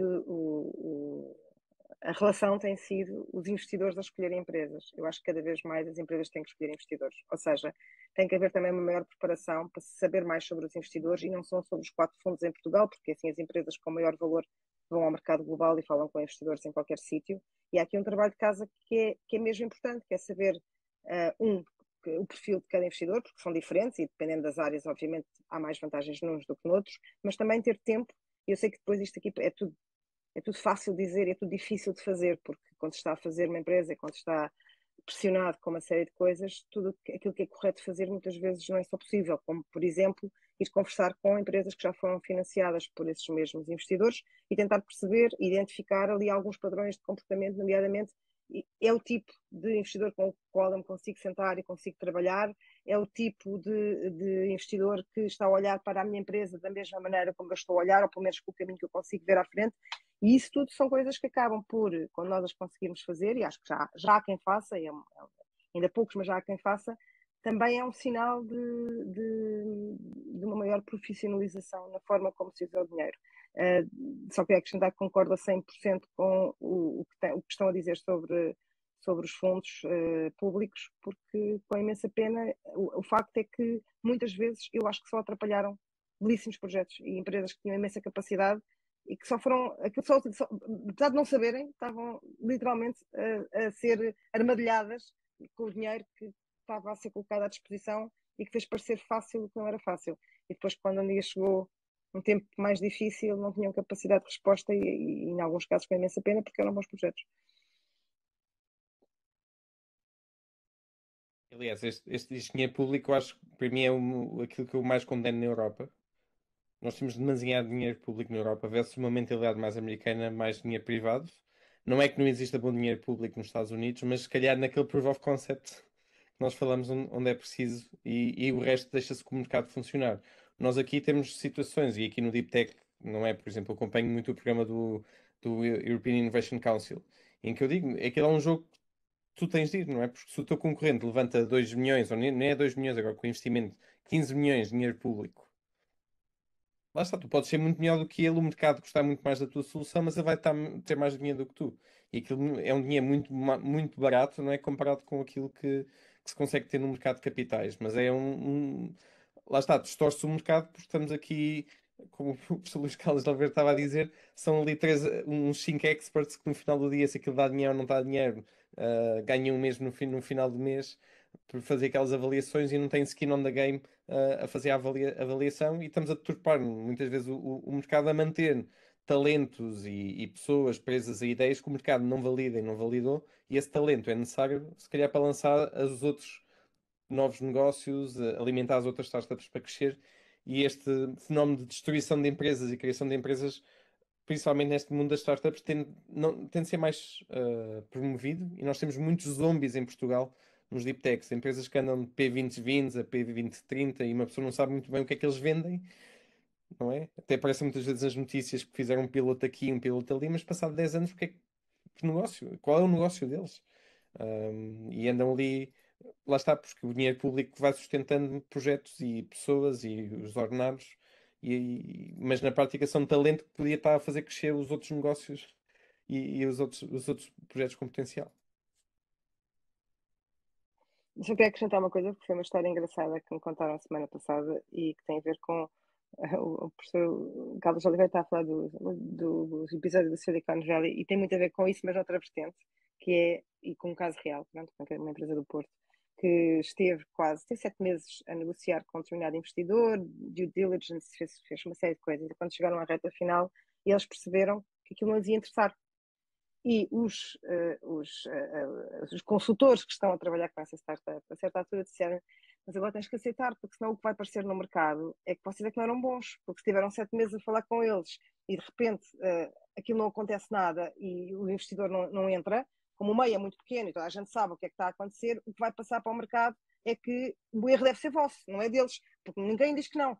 Ninguém diz que, olha, agora que percebi quais são as regras todas, não estou interessado, não é isto que eu quero, vou fazer outra coisa. Portanto, também há, culturalmente, também há aqui uma evolução que vai ter que ser feita e que, pronto, tem a ver com, é verdade, somos pequenos e isto ainda é tudo muito recente, apesar de já estarmos há mais de uma década com estas experiências. Eu, se calhar, ia avançar aqui com uma pergunta que eu gostaria de fazer aqui no encadeamento do financiamento e da forma de sustentabilidade das startups. E que tem a ver com o seguinte, é um desafio que lanço aos 4 elementos do painel. Cada um de vocês tem a sua própria área de ação e a sua própria preocupação com estas questões das startups. Então, eu gostava de vos propor o seguinte desafio. Imaginem que retiramos o dinheiro da equação e que isso deixa de ser um problema. Têm todo o dinheiro do mundo à vossa disposição. Qual é que é, na vossa área de ação, para melhorarmos esta questão das startups tecnológicas e melhorarmos aqui toda a envolvência dentro da vossa gama de ação? Qual é que é o primeiro passo onde vocês poderiam investir o que quer que fosse?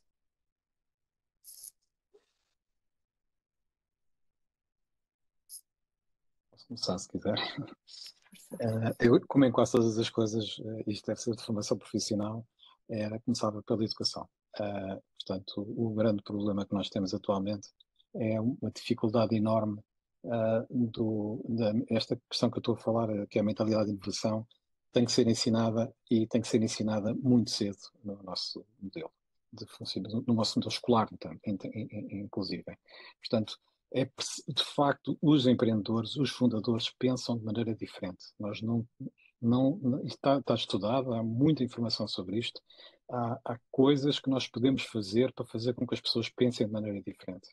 Uma das coisas muito importantes é mudarmos do raciocínio causal para o raciocínio efectual, ou seja, portanto, o raciocínio causal é aquilo que é útil, por exemplo, para a gestão de uma grande empresa. Eu quero quero chegar àquele objetivo e para isso vou ter que contratar estas pessoas e comprar aqueles produtos e fazer aquelas coisas. Portanto, eu defino o objetivo e depois angario os recursos. O empreendedor não pensa assim. O empreendedor pensa: que recurso é que eu tenho? O que é que eu sei fazer? O que é que eu sou bom a fazer? E depois decido quais as oportunidades onde eu posso aplicar este meu conhecimento. E em vez de estarmos a ter um sonho de querer ser, e eu acho que a Ruth ter falado dos concursos de empreendedorismo, porque é muito isto, muitos daqueles projetos que a gente vê no curso de empreendedorismo, é um aluno que quer usar a inteligência artificial para fazer uma coisa maravilhosa que nunca ninguém pensou. O que é que tu sabes sobre a inteligência artificial? Nada. Okay? Mas acho que é fácil, vais buscar uns programas ao GitHub e depois aquilo funciona. Mas, portanto, é ao contrário, nós não podemos dizer o que é que queremos fazer, nós temos que ver aquilo que sabemos. Isto tem que ser toda a gente, não é? É o país inteiro. Nós temos que mudar e o nosso país já foi assim, ok? Portanto, a gente não fez os descobrimentos por causa disto.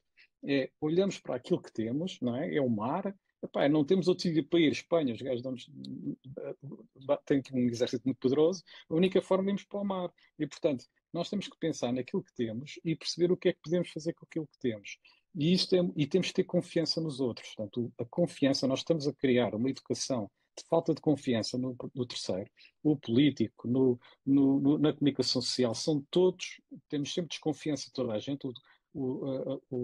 A sondagem do estudo de opinião do Expresso da semana passada é deprimente até o ao máximo nível, e isso é o imposto daquilo que nós queremos ter para o empreendedorismo. Se uma pessoa não tem confiança nos outros, nunca vai ser um bom fundador. Eu tenho que acreditar que os outros estão lá para me ajudar. Sem o qual eu não vou conseguir lidar com o investidor, não vou, se eu estou sempre a desconfiar de toda a gente à minha volta, não vou ser um bom fundador. E, portanto, o mais importante de tudo é educação e mudança de mentalidade. Eu assim, Concordo rapidamente. inteiramente, Catarina. Ai, desculpe.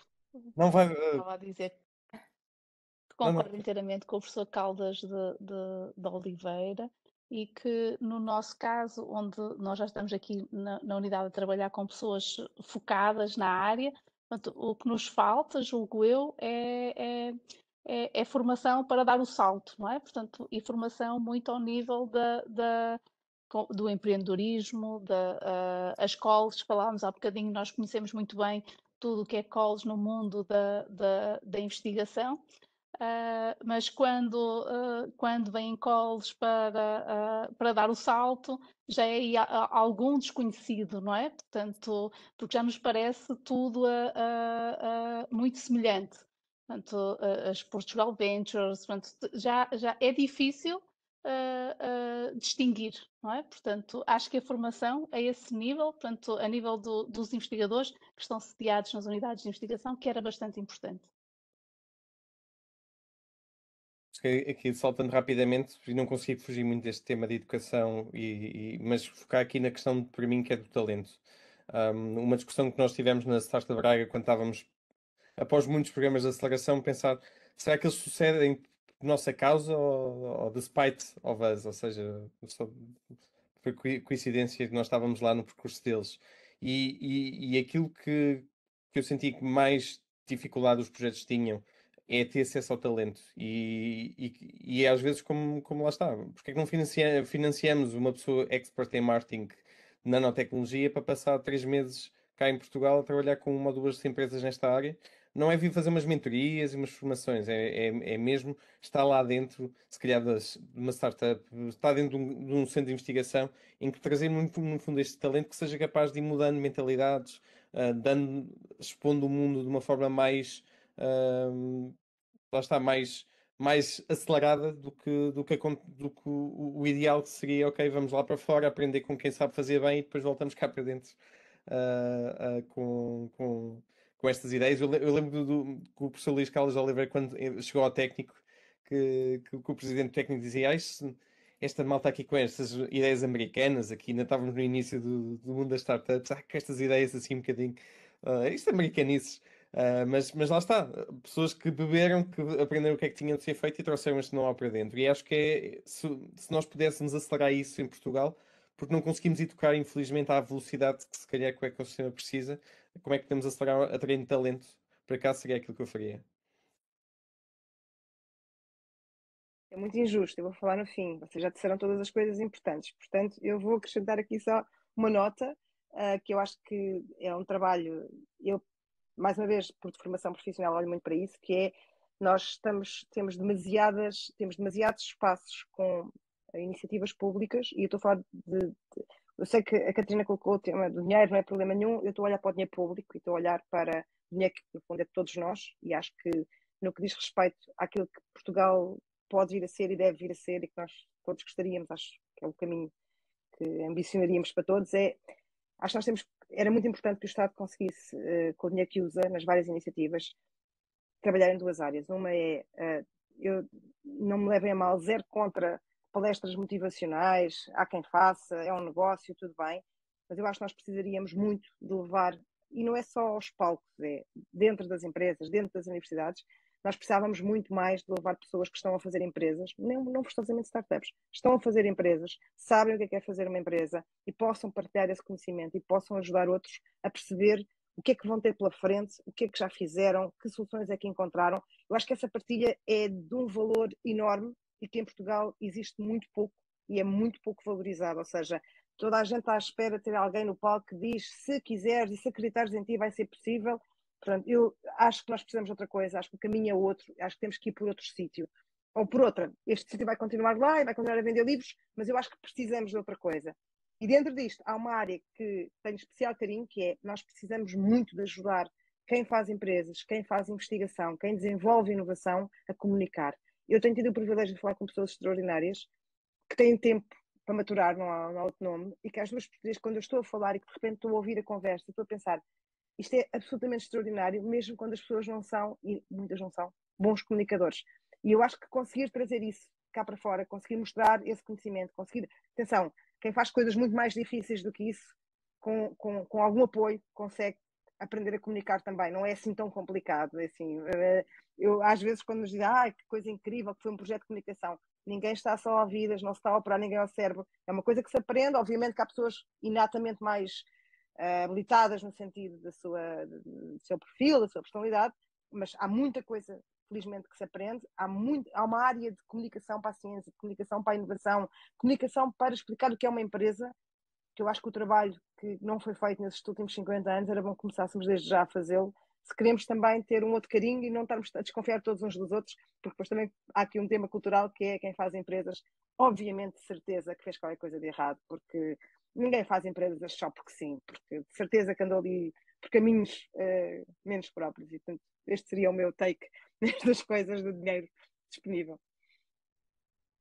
Ok, eu vou passar agora a palavra, só me chegou uma pergunta aqui da audiência e vou passar diretamente a palavra à pessoa que fez a pergunta para permitir que essa pessoa faça ela própria a pergunta. Portanto, Igor. Surpresa fui eu. E evitando que passemos muito além do tempo, mas penso que as pessoas que estão online têm mais 10, 15 minutinhos para nos ouvir a discutir mais um pouco.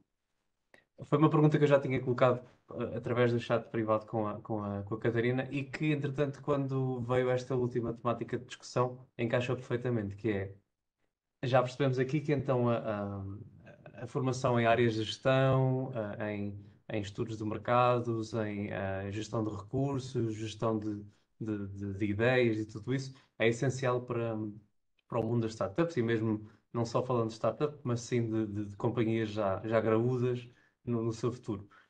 A questão é, neste momento eu sinto que há, ou pelo menos, sim, eu sinto que há uma falha no sistema educacional, e não só em Portugal, mas neste caso estamos a falar em Portugal, que é, eu fui na minha altura das primeiras turmas a ter inglês no quarto ano. E o inglês neste momento é desde o primeiro dia ensinado, mesmo até no pré-escolar é ensinado, porque vai abrir portas, vai abrir outros caminhos a qualquer pessoa que passe pelo ensino obrigatório em Portugal. Ou seja, independentemente do que é que um aluno quer vir a fazer na vida, o inglês está lá. Porquê? Porque vai abrir portas. O que não acontece com ferramentas essenciais para a vida de gestão e de criação de empresas, não só tecnológicas, mas de qualquer contexto.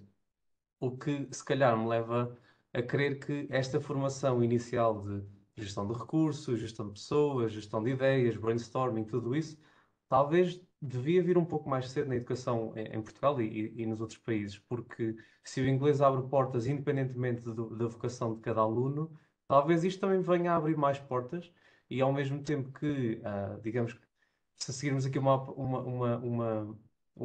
abordagem a Monte Carlo, quanto mais pessoas tivermos com esse know-how, melhor vai ser o output, certo? Talvez fosse isso um pouco mais necessário. Não sei o que é que os quatro membros do painel acham dessa ideia. Se concordam, se discordam, se acham viável, inviável. É essa a minha questão, um pouco aberta, mas é isso, fundamentalmente. Eu acho que isto é o que o professor Luís Carlos de Oliveira estava a mencionar, como esta educação começa muito mais cedo. Eu notei, não é na universidade que se corrige muitas destas questões de o espírito de empreendedorismo, aquela proatividade. E neste momento nós temos na Compliar 5 estagiários que vêm dos Estados Unidos, entre Harvard e etc. Estão no primeiro, segundo ano do curso. E este leque que eles têm já para trás, o que eles já fizeram para além de estudar. E eu deixo aqui a questão que é quantas vezes nós fomos avaliados ou promovidos para fazer algo que não tinha solução. Não havia uma solução no final, um certo ou errado, que a resposta não é ao exame era certo. E lá está, isso, todo o nosso sistema educacional é aprendemos a responder certo a algo. E o empreendedorismo não tem nada a ver com responder certo, é andar à procura. A venda da limonada é essencial, portanto, aquela coisa americana de vender a limonada é importante. Mas eu gostava de trazer para um artigo que apareceu na Science, em 2017, um estudo feito pelo Banco Mundial, e foi uma experiência que foi feita no Togo. Como devem saber, o Banco Mundial gasta imenso dinheiro a promover a educação de pequenos empresários, micronegócios que existem em África, para tentar desenvolver as economias locais. E então este estudo é bastante original porque pegaram em 1.500 microempresas e dividiram em 3 grupos.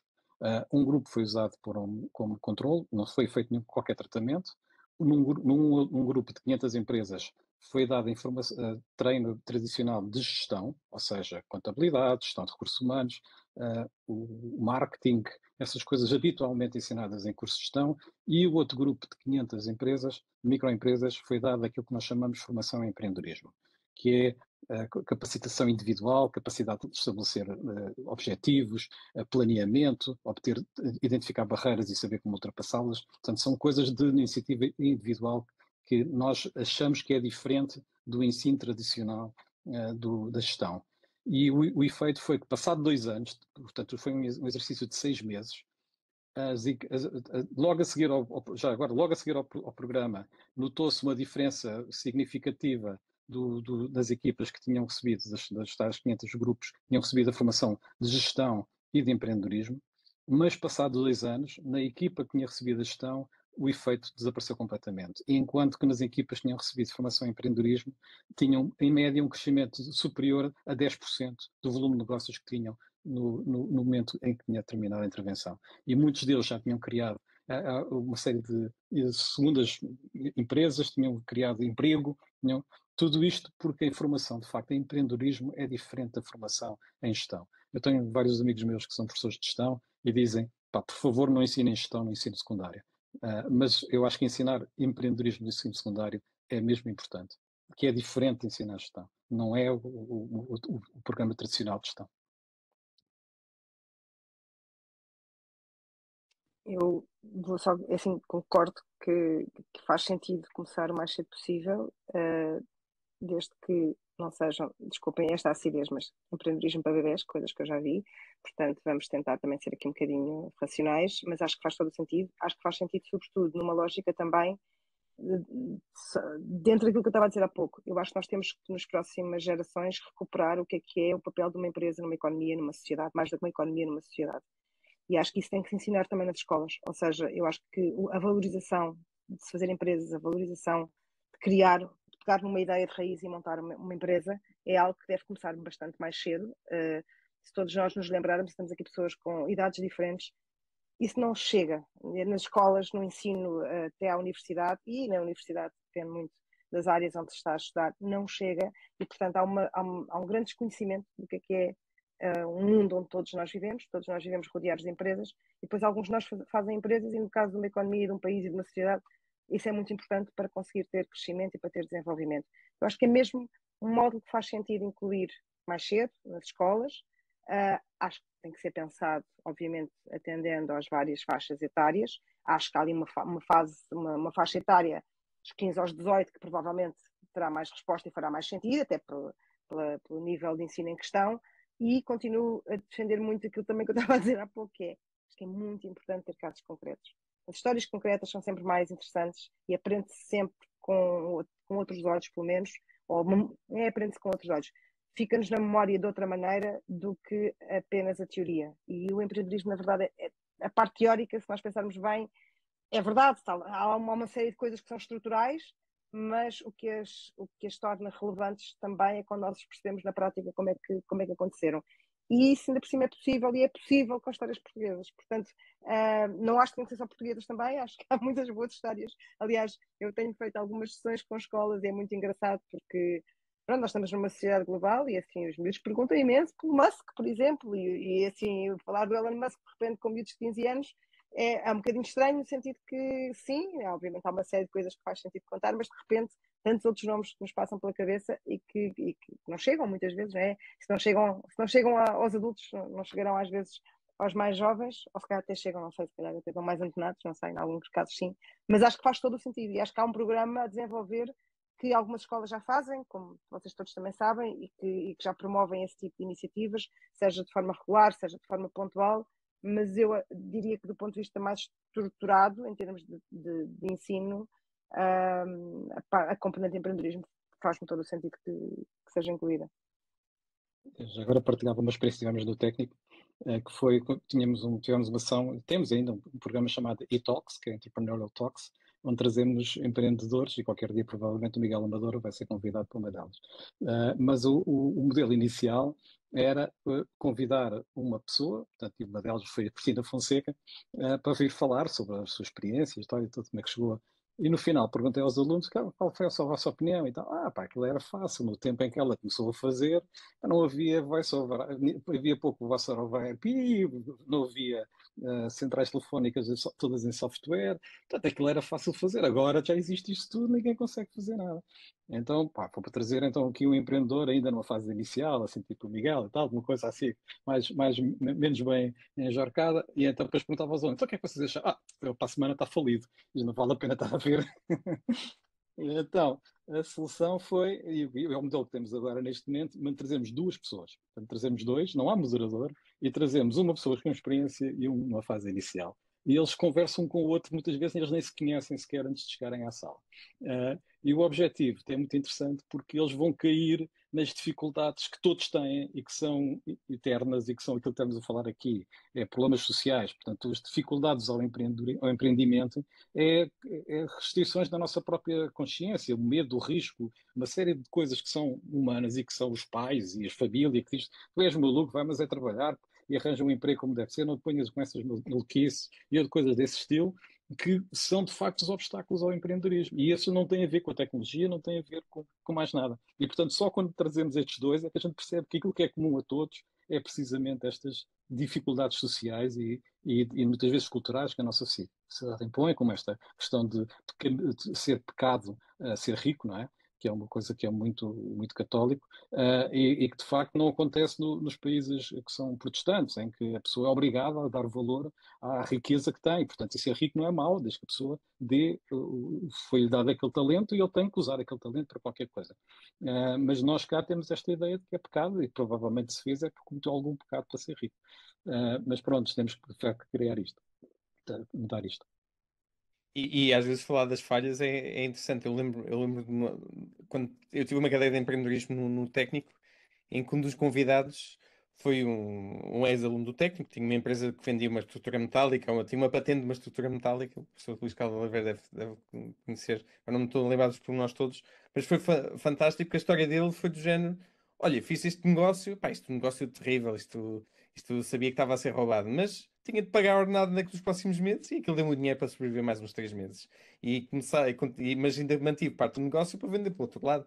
E gostei a discussão da realidade. Nós muitas vezes endeusamos o empreendedorismo em alguns aspectos, não é? E quando falamos de base tecnológica, acho que damos muito palco, muitas das vezes, às pessoas que vão aos pitches e aos prémios de ideias e que, no fundo, não fizeram nada. Não é? Eu falo com muitas que nem sabem o que é que estão a fazer na prática, mas sabem fazer bons pitches. Às vezes têm um excesso na comunicação, Ruth, não é? Um bocadinho no excesso. E quando aqui tentei ciência e tecnologia, falta o resto. Mas lá está, normalizar o falhanço, normalizar o tentar, o sentir que pá, empreendedorismo de base tecnológica é negócio, é fazer dinheiro, é ver como é que se faz dinheiro de um lado, onde eu lamber as feridas, tentar no outro lado e normalizar isso o mais cedo para que lá está.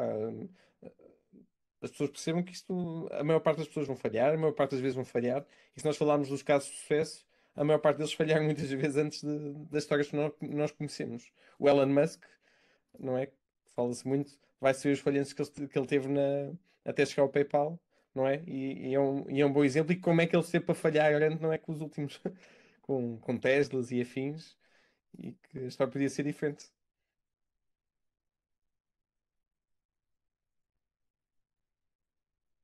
Não sei se querem fazer mais algum comentário. Caríssimos, para mim foi um prazer enorme estar aqui e poder falar convosco e estar aqui a conversar convosco sobre um tema que nitidamente vos é tão próximo e também, espero eu, que esteja a transmitir aqui a opinião da nossa audiência no geral. Com este tema encerramos por aqui. Em nome do I3S Portugal, agradeço aos nossos convidados do painel pela vossa disponibilidade. O tempo é precioso e temos consciência disso. Por esse motivo, estamos muito gratos por terem partilhado esta última hora da vossa vida, que para mim foi muito bem passada. Agradeço a todos os que assistiram à sessão e, finalmente, queria deixar aqui uma palavra de agradecimento à equipa do Engenharia em Discussão, que está aqui presente, ao Igor e ao Sérgio, porque sem eles isto não seria possível. E a todos, despeço-me com um até já, pois para reencontrar-vos a todos num evento, ou num concurso de empreendedorismo, ou numa formação de empreendedorismo, ou numa startup, a ser o próximo unicórnio, o que quer que seja este termo, e um até já. Adeus. Obrigada. Obrigada. Obrigada.